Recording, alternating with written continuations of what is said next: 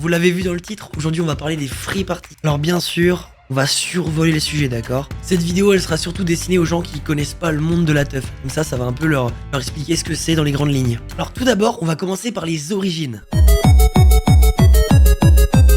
Alors les teufs s'appellent aussi les free parties. Elles sont nées dans les années 1980. Et tout ça c'était en réaction aux restrictions de Margaret Thatcher en Angleterre. En fait elle avait interdit les rassemblements nocturnes à partir de 2h du matin. Ce qui engendrera une vague contestataire qui se traduit par l'émergence des fêtes illégales.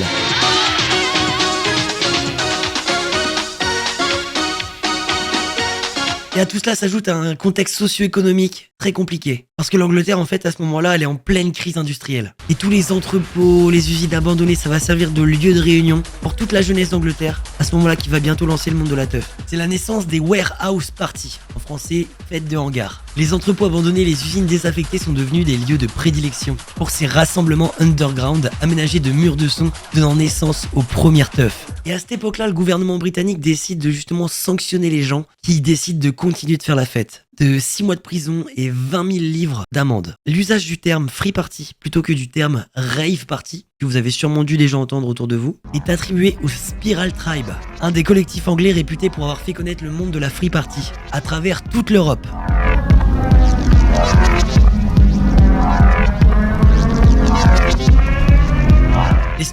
Les Spiral Tribe, c'est très dur à dire. Vous le voyez pas, mais derrière la caméra, là, je l'ai dit 6 fois, ok? Les Spiral Tribe, du coup, organisent leur première fête au Royaume-Uni en 1990. Très vite, avec d'autres sound systems techno, ils se rapprochent des Travelers, dont ils adoptent le mode de vie nomade. Ouais, les Travelers, c'est des nomades en fait. Ils sont dans des camions, ils bougent tout le temps, ils sont jamais au même endroit. Par la suite, ils organisent de nombreuses free parties dans divers lieux squattés, essentiellement dans le sud de l'Angleterre. Alors si j'ai le front qui lui, il fait extrêmement chaud. Là, il fait 25 degrés. J'habite en Bretagne pour ceux qui le savent. Moi, j'ai l'habitude qu'il pleuve et qu'il vente. Et c'est en mai 1992 que le sound system participe au festival Castle Morton, qui a attiré 20 à 40 000 personnes. C'était clairement le plus grand événement de ce type à l'époque.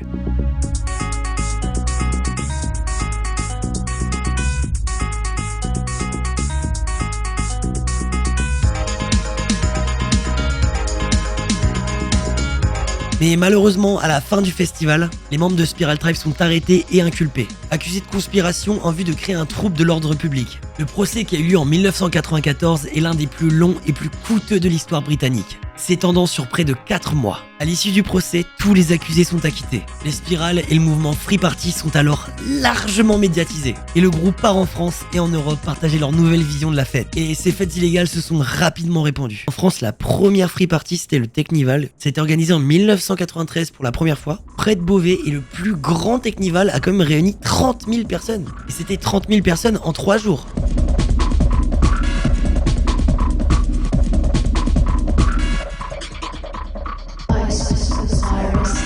Donc voilà, j'ai survolé l'origine de la teuf. Si jamais vous en savez plus, n'hésitez pas à me le mettre dans les commentaires. Ensuite, la teuf, c'est quoi? Parce que là, je vous ai expliqué l'origine, mais c'est quoi une teuf? Alors, une free party, en général, ça se déroule dans un endroit vide. Quelque chose qui est en dehors de tout. Un champ, un lieu abandonné, quelque chose qui va pas déranger les gens autour. Ça s'appelle des zones autonomes temporaires. Et dans ces free parties, il y a des organisateurs. C'est les sound systems. C'est eux qui s'occupent justement d'installer le matériel de sonorisation, tout ce qui est enceinte, caisson, ce qui va permettre de faire écouter de la musique au public. Mais il n'y a pas que la sonorisation. Il y a aussi les bars, les stands de prévention, les espaces de repos, souvent appelés chill out. Et souvent, dans ces endroits, il y a un petit peu des brochures de prévention en rapport avec l'alcool, le sexe, la drogue, les soucis d'audition. Parce qu'un caisson, ça envoie quand même pas mal de décibels. Et en général, l'emplacement est gardé secret jusqu'au début de l'événement. Souvent, c'est avec le bouche à oreille, tu connais un tel qui t'invite à la teuf, etc., etc., etc. Ou sinon, vraiment, c'est mis au dernier moment sur les réseaux sociaux. Je suis allé sur des groupes de teuf, hein. Les policiers, des fois, ils font pas d'efforts, hein. Salut, excuse-moi. Alors, la Tawa, c'est où ce week-end? Parce que j'aimerais bien m'amuser. Je sais pas si, voilà, tu pourrais trouver quelques queutrus là-bas. Ce n'est pas qu'on est des surhommes. Nous sommes a fortiori des hommes comme les autres. A fortiori, nous sommes donc des hommes avant tout. Ce sera au montage, voilà, vous voyez. On peut pas travailler dans ces conditions, là. En plus, on parle de la teuf, un grand teufeur. ici même. Bang, bang, bang. Ou sinon même des fois, il donne le numéro au DJ qui lui le communique en dernière minute à des amis, qui le communiquent à d'autres, et puis etc., etc. Et comme je vous ai dit tout à l'heure, c'est un bouche à oreille qui se termine jamais. Et justement, vu que la police les trouve pas, ça finit souvent au jeu du chat et de la souris, tu vois ce que je veux dire? Il y a quelque chose qui doit être expliqué aussi, c'est que le terme free doit plus être pris dans le sens t'es libre, c'est la liberté, comme Freeman, l'homme libre en anglais. C'est pas une partie gratuite, plus une partie où t'es libre, tu fais ce que tu veux. C'est ça l'esprit de la teuf. Et après tu fais ce que tu veux, tu restes quand même dans le respect. Ça reste une fête organisée par des sound systems qui ont réuni pas mal de donations aux entrées de leur teuf pour justement financer le matériel qui va justement permettre de mettre la musique. Donc faut respecter le matériel, faut respecter l'environnement, faut pas laisser un terrain sale, mais ça on va y revenir après. Et là on va parler d'un truc qui me plaît. Si vous aimez la hardcore, la techno, j'ai fait 2 vidéos. Cliquez, si vous n'avez pas encore vu, l'histoire de la hardcore. Et là, l'histoire de la techno. Je vous conseille de regarder l'histoire de la techno en premier quand même. Tu vois, en teuf, t'as la techno, t'as la trance, t'as l'acid, t'as la hardcore. Là, c'est ça que t'as en teuf. Style underground qui tape. Donc vraiment, si t'aimes pas la musique électronique, va pas en teuf. Puis les sound systems, on en a pas parlé. Des fois, la décoration qu'ils fournissent dans leurs événements, mais c'est impressionnant. Des fois, t'as des trucs, t'as l'impression que c'est fait par des professionnels. Ils font des superbes décos avec des gros murs de son. T'as les DJ derrière qui sont tout aussi importants.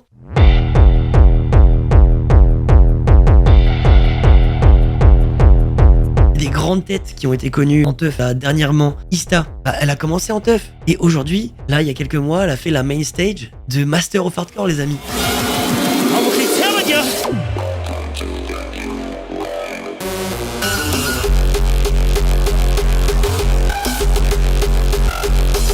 Et elle a commencé en teuf. Dédicace à toi, Ista. D'ailleurs, je vous partagerai sa chaîne dans la description. N'hésitez pas à aller écouter. Franchement, c'est du lourd. La Free Party est bien plus qu'une simple fête. Elle incarne un mode de vie alternatif basé sur des valeurs telles que la liberté d'expression, la solidarité, le respect de l'environnement et la recherche d'une société plus juste. Les teufeurs prônent l'autonomie, la débrouillardise et la prise de décision collective. Cependant, la Free Party n'est pas sans controverse. Il y a eu quelques problèmes avec des atteintes aux droits de propriété. Des gens qui ont posé des systèmes son sur des terrains qui n'étaient pas à eux et ça leur a apporté des problèmes. Ce qui entraîne des conflits avec les propriétaires, la police, les riverains, ce qui donne une mauvaise image aux Free Party. Moi, en tout cas, mes parents, quand ils me parlaient dans les années 90, ils me disaient pas Free Party, ils me disaient Rave Party. Bah franchement, c'était pas en bon. C'est moi qui ai dû y aller par moi-même et me rendre compte qu'en fait, c'était un univers incroyable. Si vous n'avez jamais fait de teuf, je vous conseille vraiment d'en faire une. Alors aujourd'hui, les teufeurs font quand même beaucoup d'efforts pour justement rendre les terrains propres, s'arranger avec les propriétaires pour savoir s'ils peuvent s'installer sur un terrain pour une soirée. Et je trouve ça génial. Donc voilà, on a abordé 2 problèmes. La nuisance sonore pour du coup les riverains qui sont autour de la teuf, la pollution, malheureusement certaines fois certaines teufs où il y a des gens qui laissent un bon nombre de déchets incalculables derrière eux et ça c'est vraiment dommage. Et le troisième, alors si vous avez entendu parler de teuf, vous avez sûrement entendu parler de drogue. Il faut parler des bonnes comme des moins bonnes choses. Il y a de tout. Voilà, dans les teufs, des gens qui ne boivent pas d'alcool, des gens qui boivent de l'alcool, des gens qui se droguent. C'est comme tout en fait. Vous pouvez aller en boîte de nuit, il y a un mec qui va être drogué, il y en a un autre, après il va être alcoolisé, il y en a un autre qui va être sobre. C'est exactement la même chose. Il faut pas catégoriser ce genre d'événement parce que justement il y a des gens qui sont drogués là-bas. Et même les gens qui sont drogués, souvent ces personnes-là, elles veulent entrer dans un état de transe durant leur fête pour justement partager des choses avec d'autres personnes. C'est surtout ça. T'en as d'autres qui juste prennent de la drogue pour tenir. Parce qu'une teuf, ça dure de 23h en général à 17h. Et t'en as, au lieu de les se coucher, ils se disent bah tiens, je vais prendre de la drogue pour tenir. Et les drogues les plus couramment consommées, c'est le speed, les champignons hallucinogènes, les TAS, MDMA, le LSD, la cocaïne, la kétamine. Et si justement on retrouve autant de drogue dans ces événements, c'est aussi dû à l'ouverture d'esprit des gens qui participent au teuf. C'est-à-dire que tu peux être défoncé, les gens vont pas te juger. C'est surtout ça l'esprit de la teuf. Il y a un mec qui peut être défoncé à côté de toi, bah tu vas pas le juger. Toi tu es là, tu regardes ton caisson, tu passes ta meilleure soirée. C'est pas comme dans les soirées en club où tout le monde se regarde, tout le monde se juge, tout le monde danse face à face et tout le monde attend une réaction des autres personnes. Non, la teuf ça fonctionne pas du tout comme ça. La teuf c'est tout le monde est dans le même sens, tout le monde regarde le caisson basse et tout le monde passe une bonne soirée. Vu qu'il y a beaucoup moins de jugement, on peut aussi retrouver beaucoup plus de drogue. Et c'est pour ça que les brochures de prévention dont je vous ai parlé en début de vidéo sont distribuées pour éviter ce genre de problème.